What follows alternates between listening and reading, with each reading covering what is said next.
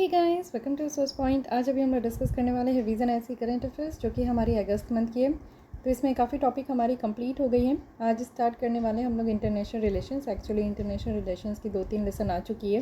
तो इसमें हम लोग स्टार्ट करने वाले हैं सार्क के साथ। South Asian Association for Regional Cooperation देखेंगे। Then trans Himalaya multi dimensional यहाँ पे जो कनेक्टिविटी नेटवर्क है इसके बारे में हम लोग डिस्कस करेंगे।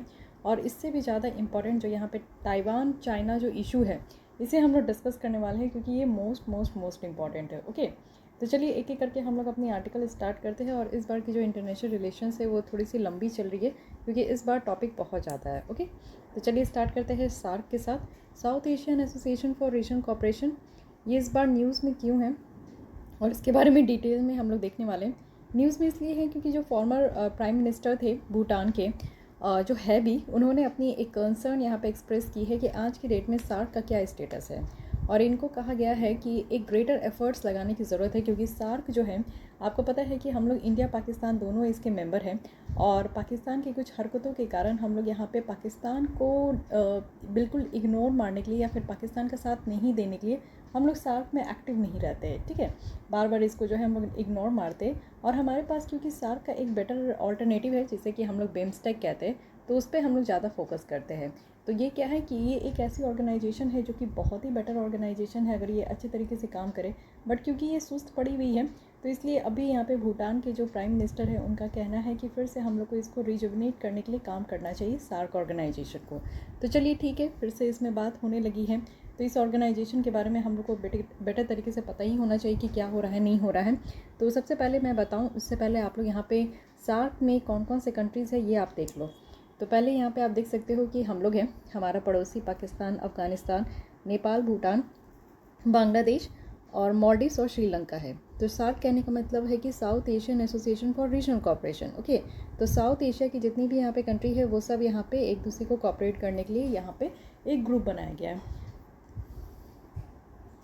तो सार्क की बात करें तो सार्क एक रीजनल इंटर गवर्नमेंटल ऑर्गेनाइजेशन है जिसको कि साइन किया गया था 1985 में। और इसका इस्टेब्लिशमेंट आप देखो, इसका जो ओपनिंग हुआ है वो ढाका में हुआ है। ठीक है, बांग्लादेश का यहाँ पे जो ढाका है वहाँ पे इसकी ओपनिंग हुई थी। तो सार्क में टोटल 8 मेंबर कंट्रीज़ हैं।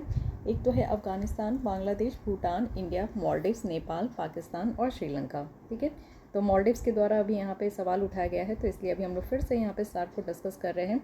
साथ ही आप देखो कि इसकी सेक्रेटेरिएट जो है वो नेपाल के काठमांडू में है। और ये जो ऑर्गेनाइजेशन है इसका ऑब्जेक्टिव है कि जो वेलफेयर ऑफ पीपल को प्रमोट करना। बेसिकली यहाँ पे जितने भी कंट्रीज़ है वो साउथ एशिया के ही है। तो यहाँ पे जितने भी लोग रहते हैं इस कंट्रीज़ में, 8 कंट्रीज़ में, तो उनके यहाँ पे वेलफेयर के लिए बात किया जाता है। साथ ही वेलफेयर में क्या कि उनकी जो क्वालिटी ऑफ लाइफ है उसको इम्प्रूव करें। साथ ही जो इकोनॉमिक ग्रोथ है उसको एक्सेलरेट करें, है कि नहीं। इकोनॉमिक ग्रोथ ज़्यादा से ज़्यादा होना चाहिए, टेरिटोरियल इंटीग्रिटी होनी चाहिए, एक दूसरे ये देशों में आप देखो कि म्यूचुअल ट्रस्ट हो। साथ ही एक कलेक्टिव सेल्फ रिलायंस यहाँ पे स्ट्रेंथन करना है कि एक दूसरे के साथ यहाँ पे जो है हम लोग एक कलेक्टिव तरीके से सेल्फ रिलायंस हो सके। इट मीन्स कि हर एक देश अपने आप में ही आत्मनिर्भर हो लेकिन कलेक्टिव तरीके से।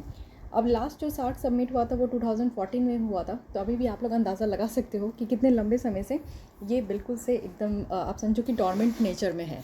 अभी तक ये वापस से इसकी फिर से समिट हुई नहीं है, तो इसलिए यहाँ पे बात किया जा रहा है। अब यहाँ पे देखो कि समिट जो है ये पाकिस्तान में था 2016 में, बट वो कैंसिल हो गया। ठीक है, क्योंकि काफ़ी ज़्यादा टेररिस्ट अटैक जो है हमारे देश में हो रहा था। एक तो केस हुआ था पठानकोट का और दूसरा है उरी अटैक। तो ये दोनों ऐसी थी कि जिसका कि हम लोग आज तक नहीं भूल सकते। सो दैट्स वाई हम लोग ने इसके समिट में अटेंड करने से बाइकआउट किया था। तो ये पूरी तरीके से ख़त्म ही हो गया था, ये ऑर्गेनाइजेशन की मीटिंग ही नहीं हुई थी। साथ ही आप देखो 2016 में हमारे साथ कौन कौन यहाँ आकर खड़े थे जो कि सार्क की समिट में पार्टिसिपेट नहीं कर रहे थे। तो हमारे साथ अफ़गानिस्तान, बांग्लादेश, भूटान, मालदीव और श्रीलंका थे, जिन्होंने ये कहा कि जो सार्क की समिट हो रही थी इस्लामाबाद में उसमें ये पार्टिसिपेट नहीं करेंगे। सो दैट्स वाई ये ऑर्गेनाइजेशन जो है उसके बाद से अभी तक फिर से रिजुवनेट नहीं हो पाया है। तो अब देखिए, बात यहाँ पे समझने का कोशिश कीजिए कि क्यों इस पे बात किया जा रहा है कि हम लोग को इस ऑर्गेनाइजेशन को फिर से रिवाइवल करना चाहिए, फिर से स्टार्ट करना चाहिए। तो देखिए, सबसे बड़ी बात तो ये है कि ऐसी ऑर्गेनाइजेशन कोई है नहीं जिसमें कि इंटायर साउथ एशियन रीजन जो है वो कवर हो जाए। ठीक है, जोग्राफिकली और देखो या फिर कल्चरली देखो तो साउथ एशियन जो आइडेंटिटी है कंट्रीज़ की वो इसी ऑर्गेनाइजेशन में रिफ्लेक्ट हो रही है। साथ ही हमारे एक कॉमन इश्यूज़ है इस रीजन का एक तो आप देखो कि साउथ एशियन कंट्रीज़ जो हैं ये अपने सोशियो पॉलिटिकल स्टेट के साथ क्लोजली टाइड हैं, क्योंकि ये सिमिलर ट्रेडिशनल या फिर इमर्जिंग इश्यूज़ है, चाहे वो टेररिज्म हो। टेररिज्म का खतरा जो है आप देखो कि इसी ऑर्गेनाइजेशन के एक देश के द्वारा फैलाया जाता है और दूसरे देश यहाँ पे विक्टिम हैं।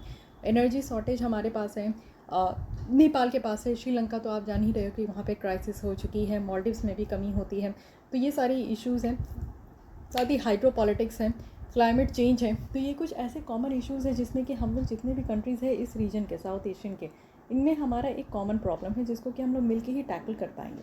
तो सार्क एक ऐसा प्लेटफॉर्म है जिसमें कि कुछ डायलॉग वगैरह स्टार्ट किया गया था, इट मीन्स की मीटिंग वगैरह स्टार्ट किया गया था, जिससे कि सारे कंट्रीज़ के जो भी यहाँ पर रिप्रेजेंटेटिव हैं वो यहाँ पर आकर मिले और एक कॉमन इशूज़ को कैसे हम लोग टैकल करें, एड्रेस करें, उसके ऊपर बात करने की कोशिश की जाती है।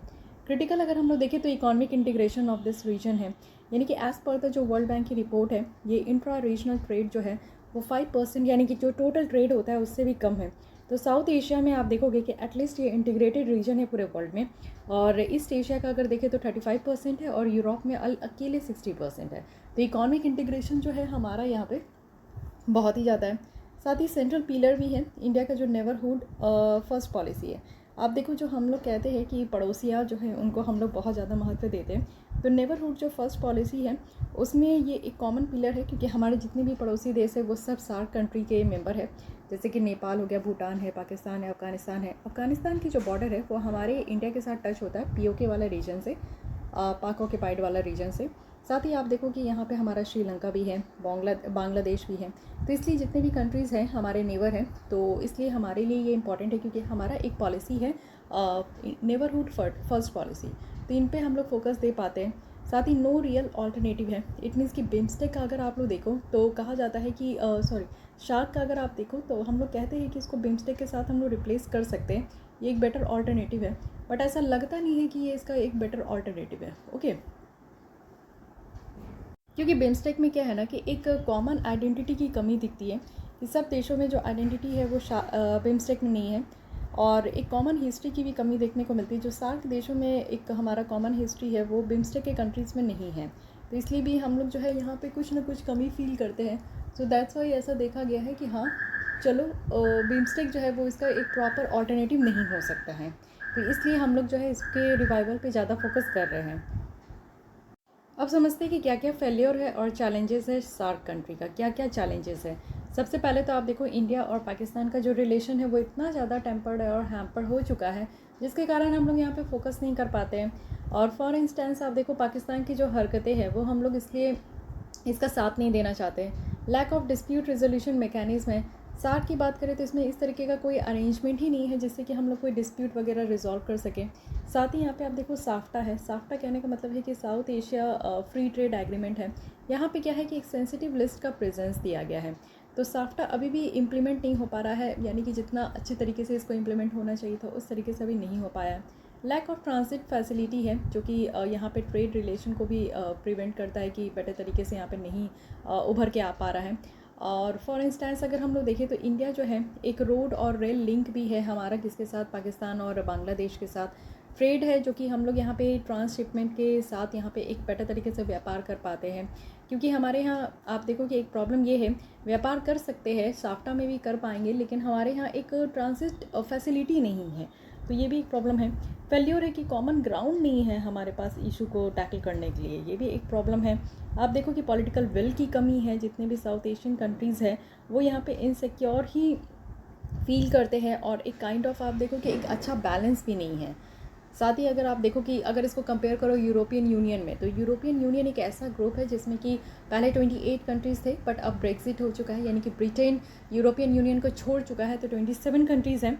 लेकिन अभी भी आप लोग न्यूज़ में देख रहे होंगे कि ब्रिटेन जिस तरीके से यूरोपियन यूनियन को छोड़ा है उसके बाद ब्रिटेन की क्या हालत हो चुकी है, वहाँ पे इकोनॉमिक क्राइसिस, बहुत तरीके के प्रॉब्लम देखने को मिल रहा है। ठीक है, तो वैसे भी हमें एक सीखना चाहिए कि एक ऐसा ग्रुप होना चाहिए जिसमें कि कॉमन करेंसीज़ है, कॉमन ट्रेड है, सब कुछ बहुत कॉमन है। ओके, एक तो ये बात हुई। साथ ही यहाँ पे आप देखो टेररिज्म के साथ डील करना, यानी कि आतंकवादी जो हमले हैं ये बहुत ज़्यादा होता है, तो उसको भी डील करने के लिए कॉमन प्लेटफॉर्म नहीं है हमारे पास, एसिमेट्रिक है। इंडिया और अदर मेंबर कंट्रीज़ में आप देखो कि उस तरीके का जो है हमारा रिलेशन भी नहीं है। साथ ही लैक ऑफ रिसोर्सेज है। सार्क की अगर बात करें तो यहाँ पे शॉर्टेज ऑफ रिसोर्सेज है, कंट्रीज़ तो है वो अपनी कंट्रीब्यूशन बेटर तरीके से नहीं कर पा रही है यहाँ पे।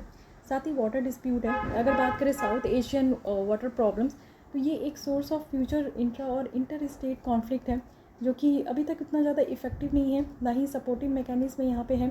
तो एक सपोर्टिव मैकेनिज्म जो है उसको डेवलप करने की ज़रूरत है। तो वाटर डिस्प्यूट भी आप देखो साउथ एशियन कंट्रीज़ में बहुत ही ज़्यादा देखने को मिलता है। लेकिन अब समझते हैं कि वे फॉरवर्ड में बताया जा रहा है कि हमें क्या करना चाहिए। देखिए, सार्क मीटिंग कंडक्ट करो, ठीक है, मीटिंग कंडक्ट करो, कोई तो लोग आएंगे, धीरे धीरे सब कोई पार्टिसिपेट करना ही चाहेंगे। 8 मेंबर्स है तो उनमें जो आप देखो कि धीरे धीरे काउंसलिंग करने की ज़रूरत है। ऐसा नहीं है कि एक बार दुश्मनी हो गया तो वो दुश्मनी चलती ही रहेगी, उसे अगर प्यार से सुलझाया जाए तो वो ज़रूर सुलझेगा। साथ ही यहाँ पे आप देखो कि जो डिफरेंस है कंट्रीज़ के बीच में उसको यहाँ पे रिजॉल्व करने की ज़रूरत है। साथ ही इकोनॉमिक इंटीग्रेशन एक बहुत बड़ी यहाँ पे पॉइंट हो जाती है, जिससे कि सारे प्रॉब्लम्स का हम लोग सॉल्यूशंस देख सकते हैं। साथ ही जो सार्क चार्टर है उसको रीडिफाइन करो। चार्टर कहने का मतलब है कि एक टू डू लिस्ट होता है कि इस देश के जितने भी, इस ग्रुप के जितने भी कंट्रीज़ हैं उनके लिए एक टू डू लिस्ट होती है कि उनको क्या क्या करना है। तो सार्क माइनस कॉन्सेप्ट भी यहाँ पे इंक्लूजन करने की बात की जा रही है। और मेनली देखिए फोकस कहाँ का करना है, तो ट्रेड फैसिलिटेशन पे, एनर्जी ट्रेड, यहाँ पे कनेक्टिविटी में, HADR कोऑर्डिनेशन में, वीज़ा रिजिम में, कल्चरल एक्सचेंज में। तो इन सारे चीज़ों पे यहाँ पे कहा जा रहा है कि फ़ोकस करने की ज़रूरत है। ओके, सो यहाँ पे ये वे फॉरवर्ड है, तो ये चीज़ें भी हम लोग देख लिए। लेकिन अब देखते हैं कि सार्क की अचीवमेंट क्या क्या है। तो सबसे पहले आप देखो कि सार्क में south Asia free trade agreement है, यानी कि सार्क में जितने भी कंट्री है, 8 कंट्रीज़ हैं, इनके बीच में अपना फ्री ट्रेड एग्रीमेंट होता है। कस्टम ड्यूटीज़ को रिड्यूस किया गया है सारे ट्रेडेड गुड्स में, और ये रिड्यूस करके ज़ीरो कर दिया गया है। तो यहाँ पे कस्टम ड्यूटीज़ नहीं लगते हैं। तो ये जितने 8 कंट्रीज़ हैं इनके बीच में अगर सामान का इंपोर्ट एक्सपोर्ट होता है तो उसकी कॉस्ट बहुत कम होती है। साथ ही South Asia preferential trading agreement है, साफ्टा भी है। यहाँ पे क्या है कि ट्रेड को प्रमोट करने के लिए जितने भी मेंबर कंट्रीज़ हैं जो कि 1995 से इफ़ेक्ट में आए हैं, तो साफ्टा भी आया है। SAARC agreement on trade in service भी है, तो ये भी आप देखोगे यहाँ पे गैट्स प्लस पॉजिटिव लिस्ट है, यहाँ पे अप्रोच है ट्रेड के लिए। साथ ही सार्क यूनिवर्सिटी जो है वो इंडिया में इस्टेब्लिश किया गया था, तो ये भी एक बेटर है। सार्क फूड बैंक भी बनाया गया है जिसको कि यहाँ पे आप देखो इमरजेंसी सोर्स होगा। मान लीजिए किसी भी देश में, जैसे कि अभी आपने देखा है कि श्रीलंका में फूड क्राइसिस, इकोनॉमिक क्राइसिस, हर तरीके की क्राइसिस है। तो अगर सार्क फूड बैंक बनाया जा रहा है तो बेटर है कि किसी भी तरीके की क्राइसिस आ रही है या फिर नेचुरल डिजास्टर आ गया, फ्लड आ गया, अर्थक्वेक आ गया, तो उस केस में यहाँ पे सार्क का जो फूड बैंक है उससे काफ़ी हेल्प मिल पाएगा सार्क मेंबर नेशंस को। साथ ही सार्क आर्बिट्रेशन काउंसिल भी है जो कि इस्लामाबाद में है। अब ये तो एक अलग ही बात हो गई कि आर्बिट्रेशन काउंसिल भी बनाया गया तो उसका हेडक्वार्टर इस्लामाबाद दे दिया पाकिस्तान में। वो नहीं करना चाहिए था, कहीं और देता तो बेटर होता। आर्बिट्रेशन मीन्स कोई भी कॉन्फ्लिक्ट होता है तो उसको रिजॉल्व करने के लिए एक यहाँ पे आपका ग्रुप काउंसिल बनाया गया है। सार्क डेवलपमेंट फ़ंड है। अब ये एक फ़ंड बनाया गया है जिसमें कि साउथ एशियन रीजन में जितने भी लोग रहते हैं उनके वेलफेयर को प्रमोट करने के लिए यहाँ पे एक फ़ंड क्रिएट किया गया है। तो यहाँ पे पैसे डाले जाएंगे और यहाँ पे खर्च होगा इसी सार्क डेवलपमेंट फ़ंड से। South Asian regional standard organisation है जो कि इस्टेब्लिश किया गया है आपका ढाका में। इससे क्या है कि जो हार्मोनाइज्ड स्टैंडर्ड है ना उसको डेवलप करने के लिए, यानी कि आप देखो कि एक कंट्री, यहाँ पे 8 कंट्रीज़ है तो एक दूसरे कंट्रीज़ में भी यहाँ पे व्यापार हो, साथ ही एक ही कंट्री के अंदर भी अगर व्यापार हो, तो इस तरीके से यहाँ पे क्या होगा कि ग्लोबल मार्केट इन्हांस हो पाएगा, ग्लोबल मार्केट एक्सेस यहाँ पे बेटर तरीके से हो पाएगा।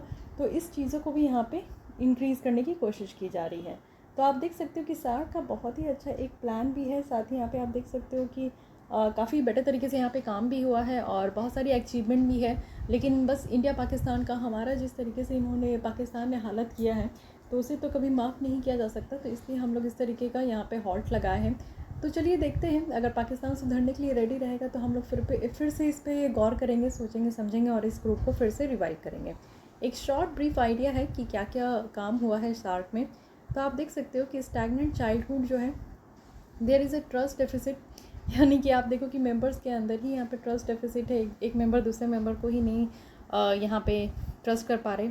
India was fed up with SAARC failure, यानी कि बार बार जो इसकी मीटिंग है और बार बार जो टारगेट हम लोग इसका अचीव नहीं कर पाते, तो उस फेल्योर से हम लोग फेड अप हो चुके हैं।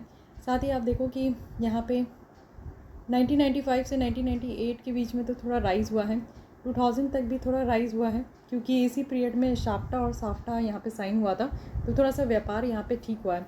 2010 से 15 के बीच में क्या हुआ कि पुअर लीडरशिप था सार्क में और पुअर रिलेशनशिप रहा है इंडिया पाकिस्तान के बीच में, इसलिए यहाँ पे एक स्टैग्नेशन आ गया, यानी कि एक रुकावट सी हो गई है इस ऑर्गेनाइजेशन में।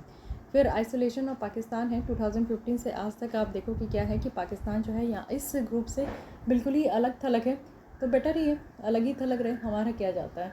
लेकिन फिर भी चलिए ठीक है, अब सार्क की यहाँ पे रिवाइवल की बात की जा रही है, तो देखते हैं कि सारे देश और क्या इसमें एक्ट करते हैं, किस तरीके से इस पर काम होता है।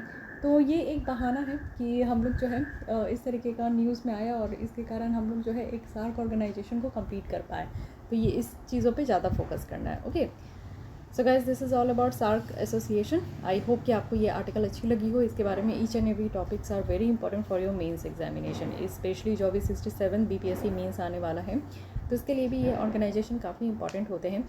और अगर आप लोग को मेंस आंसर राइटिंग की तो नेक्स्ट स्टार्ट करते हैं हम लोग आर्टिकल, जो कि है trans Himalaya multi dimensional connectivity network.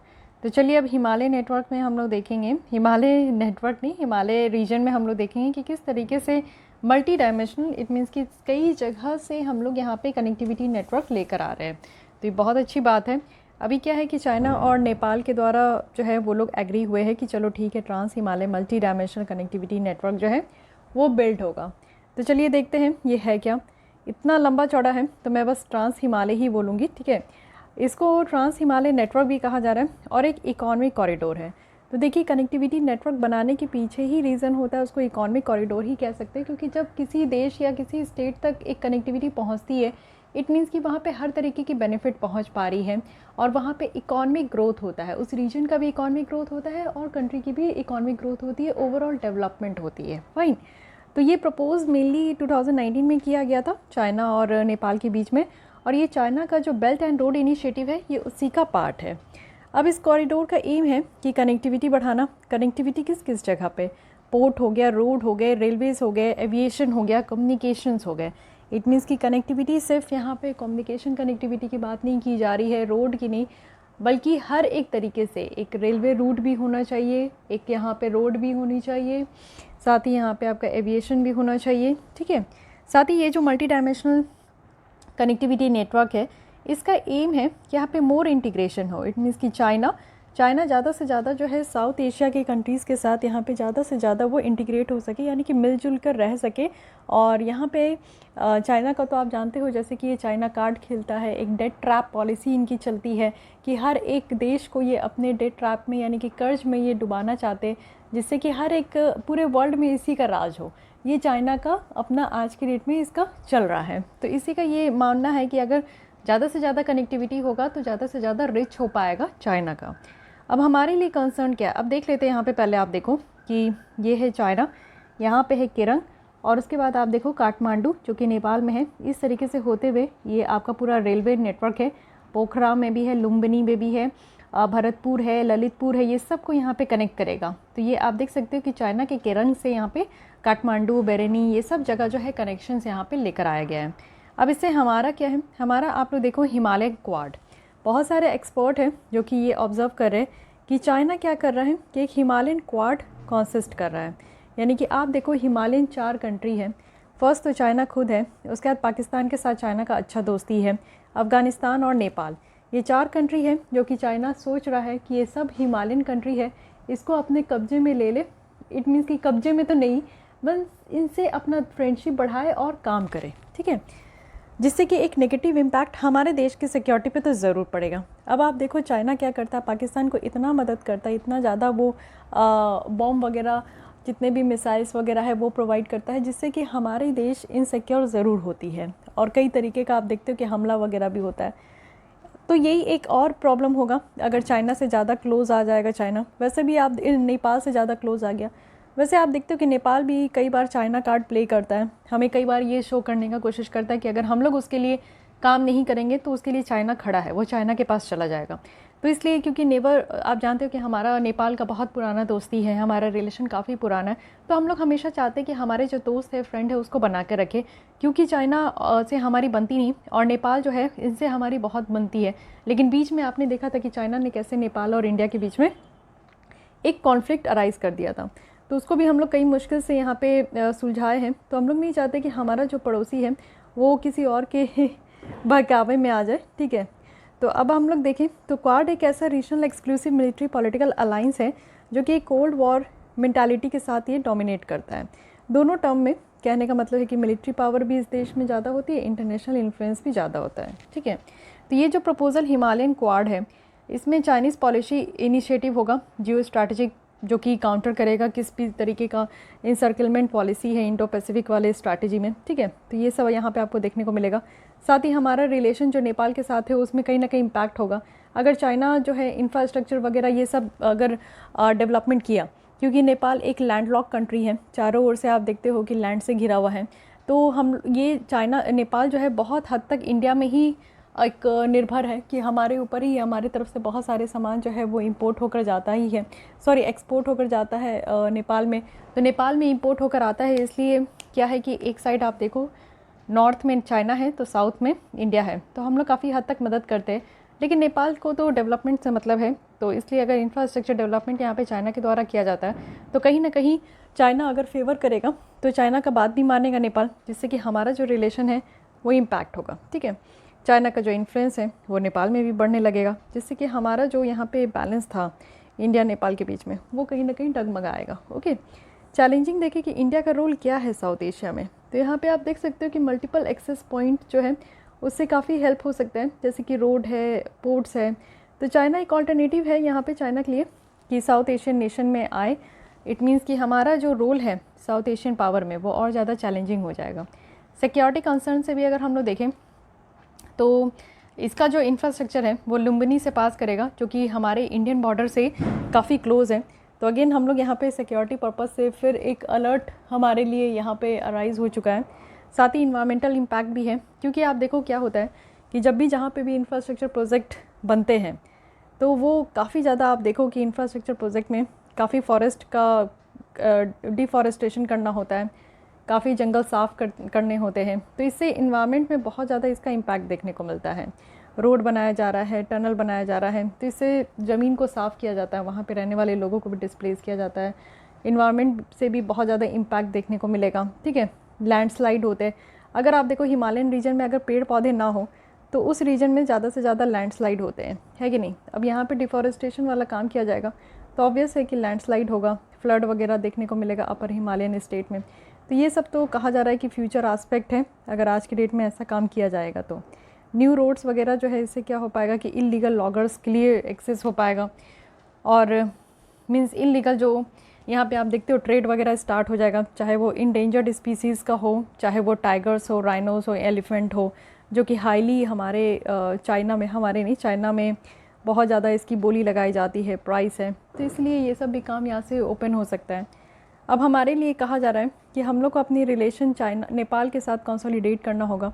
It means कि हम लोग को न्यू इकोनॉमिक या डेवलपमेंटल या फिर कोई इंफ्रास्ट्रक्चर इनिशिएटिव जो है नेपाल के साथ वो इंट्रोड्यूस करना होगा, जिससे कि नेपाल को लगे कि हम लोग भी नेपाल में काम कर रहे हैं। मेनली पता है क्या होता है कि हमारे द्वारा कोई भी प्रोजेक्ट अगर किसी देश में स्टार्ट किया जाता है, चाहे आप देख लो कि नेपाल में, भूटान में, अफ़गानिस्तान में हमारे द्वारा काफ़ी इंफ्रास्ट्रक्चर प्रोजेक्ट स्टार्ट किए गए, बट हम लोग जो इसको कंप्लीट करते हैं ना वो काफ़ी टाइम टेकन होता है। It may be 10 years 20 years तक लग जाते हैं किसी भी इंफ्रास्ट्रक्चर प्रोजेक्ट को कंप्लीट होने में। बट चाइना आप जानते हो कि वो काफ़ी चीप लेबर लाकर वो 3 से 4 साल में कोई भी, चाहे रोड बनाना हो, रेल बनाना हो, सस्ते चीप लेबर में भी वो जो है इंफ्रास्ट्रक्चर प्रोजेक्ट को कंप्लीट जल्दी करता है। तो हर एक देश को प्रोजेक्ट के कंप्लीशन से मतलब है, ठीक है। तो यही चीज़ है कि वो कंप्लीट जल्दी करता है, और हम लोग जो है इस चीज़ को इरिटेट कर देते हैं। किसी भी देश में जो है हम लोग जल्दी फास्ट तरीके से किसी भी इंफ्रास्ट्रक्चर प्रोजेक्ट को कंप्लीट नहीं करते। हमारी हिस्ट्री जो है वैसे ही इसके ऊपर काफ़ी पुअर है, किसी से भी पूछ लो पता चल जाए कि हम लोग क्या करते हैं। तो एक्चुअली क्या है ना कि हम लोग को ये चीज़ कॉन्फिडेंस में लाना होगा नेपाल को कि हम लोग भी जो इंफ्रास्ट्रक्चर प्रोजेक्ट वगैरह लाए हैं उसमें भी हम लोग काम करेंगे, फास्टर तरीके से कुछ नया और दिखाना होगा। इट मीन्स कि लालच देना होगा नेपाल को कि आपको चाइना के पास जाने का ज़रूरत नहीं है, जो भी चीज़ें हम लोग यहाँ पे प्रोवाइड कर सकते हैं, ठीक है। साथ ही इन्वायरमेंटल कंसर्न है उसको एड्रेस करना बहुत ज़्यादा ज़रूरत है, क्योंकि हमारे भी बहुत सारे स्टेट हैं, जैसे उत्तराखंड हो गया, ठीक है, जम्मू एंड कश्मीर हो गया, अरुणाचल प्रदेश है, सिक्किम है, तो इसमें बहुत ज़्यादा हिमालयन रीजन है। अगर हमारा इन्वायरमेंटल कंसर्न अगर देखें तो बहुत ज़्यादा ये मैटर करता है, क्योंकि अगर डिफॉरेस्टेशन होंगे, लैंडस्लाइड होगा, फ्लड होगा, तो इससे हमारे देश में भी बहुत ज़्यादा डिजास्टर्स आने की संभावना है। साथ ही हमें कनेक्टिविटी जो बॉर्डर रीजन में है उसको इम्प्रूव करने की ज़रूरत है। तो इससे क्या होगा ना कि हम लोग अपने बॉर्डर को ज़्यादा से ज़्यादा सेव कर पाएंगे। जो सामान वगैरह का मूवमेंट हो रहा है तो इलीगल मूवमेंट को हम लोग ट्रेस कर पाएंगे, ट्रैक कर पाएंगे और उसको प्रोहिबिट भी कर पाएंगे। ठीक है, तो ये सब वे फॉरवर्ड हमारे लिए है। बट अपार्ट फ्रॉम दिस हम लोग को ये समझना होगा कि एग्जिस्टिंग फैक्टर क्या है जिसके कारण हमारी बहुत सारी जो प्रोजेक्ट है उसका इम्प्लीमेंटेशन में डिले हो जाता है।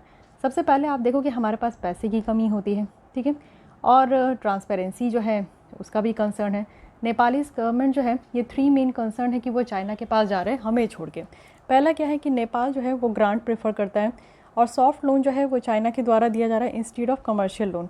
सॉफ्ट लोन कहने का मतलब है कि चाइना क्या करता है, आप देखते हो कि कई बार ऐसे हम्बनटोटा जो पोर्ट है श्रीलंका का उसको 99 ईयर्स के लिए लीज़ पे दे दिया है। ठीक है, और यहाँ पे लोन जो होता है ये सॉफ्ट लोन होता है। इट मीन्स कि 50 साल का जो है आपको यहाँ पे दे देगा कि आप यहाँ पे लोन अपना चुकता करो। इंटरेस्ट आप देखोगे रेट ऑफ इंटरेस्ट बहुत ही लो रहेगा जो कि और अदर कंट्रीज़ यहाँ पे प्रोवाइड नहीं करती है। कमर्शियल लोन होता है जिसमें कि एक फिक्स्ड रेट ऑफ इंटरेस्ट होता है जो कि आपको एक पर्टिकुलर टाइम, इट मीन्स कि 7 ईयर्स 10 ईयर्स के बाद आपको पे करना ही करना है। लेकिन सॉफ्ट लोन में क्या होता है कि एक मर्सी बेसिस पे यहाँ पे आपको टाइम मिल जाता है। इट मीन्स कि आप अगर 10 साल में नहीं पे किए तो 20 साल में आप पे कर सकते हैं। तो सॉफ्ट लोन का एक पॉलिसी है जो कि चाइना यहाँ पे दूसरे कंट्री को प्रोवाइड करता है। तो ये फर्स्ट रीज़न है। साथ ही नेपाल चाहता है कि इंटरेस्ट रेट और रिपेमेंट टाइम जो है वो यहाँ पे मल्टीलैटरल जो फंडिंग एजेंसीज़ है जैसे वर्ल्ड बैंक दे रहा है या फिर एशियन डेवलपमेंट बैंक दे रहा है उसी के जैसा हो।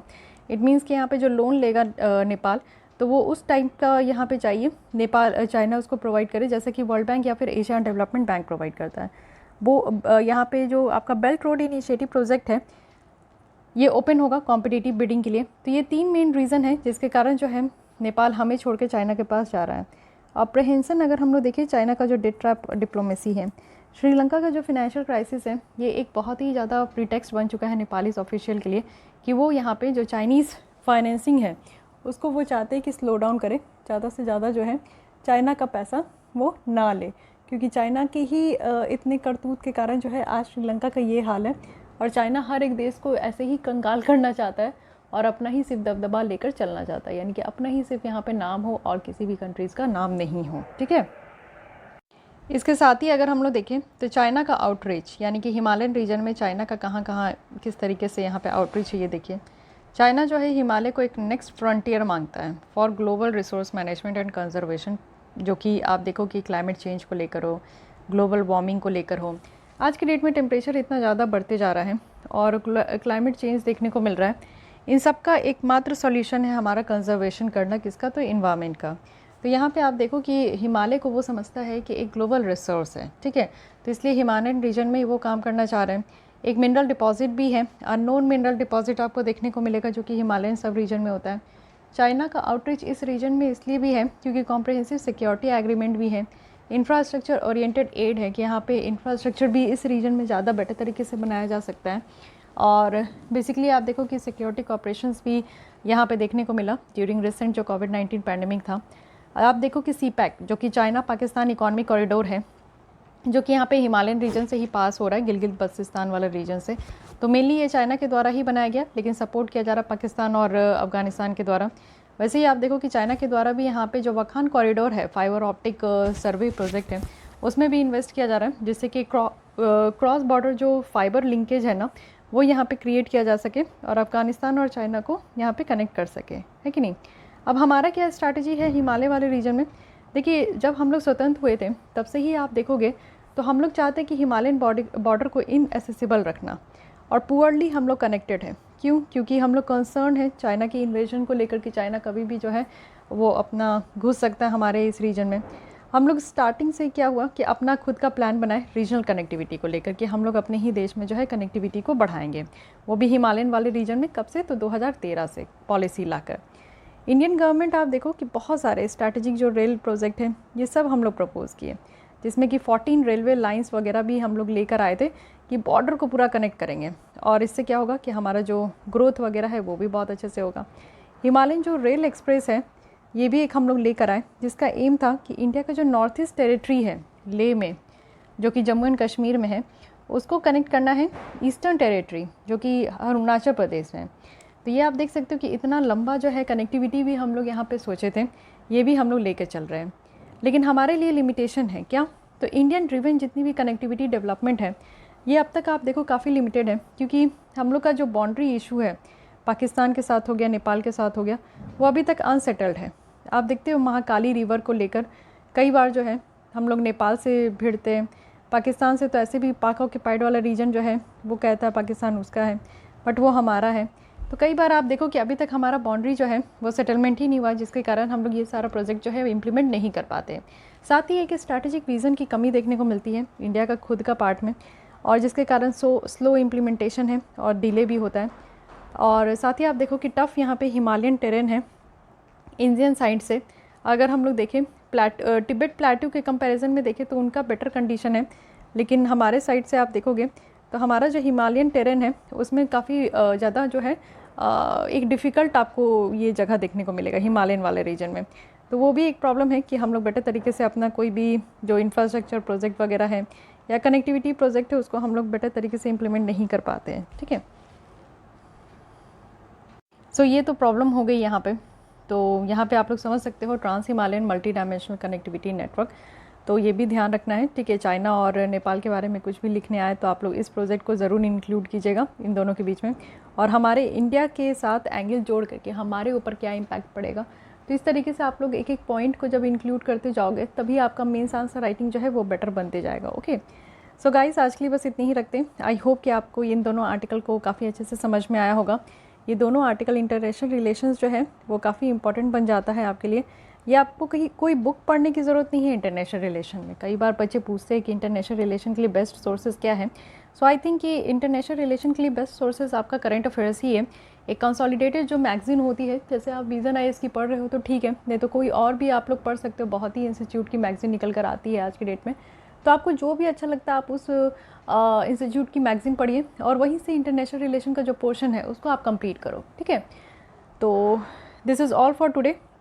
I hope you like this video. इसके अलावा अगर आप लोग को मेंस आंसर राइटिंग ज्वाइन करना है तो डिस्क्रिप्शन बॉक्स में ईमेल आईडी एंड डिटेल्स है, या फिर आप लोग ईमेल आईडी में ही मेल करके अपना डिटेल्स पता कर सकते हो। उसके बाद ज्वाइन कीजिए और डेली आंसर राइटिंग लिखिए, क्योंकि यही आपको जो है अल्टीमेटली आपका रिज़ल्ट जो आता है मेरिट लिस्ट में आपका नाम होता है वो मेंस से ही होता है, चाहे आपका UPSC हो या फिर आपका स्टेट PCS हो। Okay, so guys this is all for today.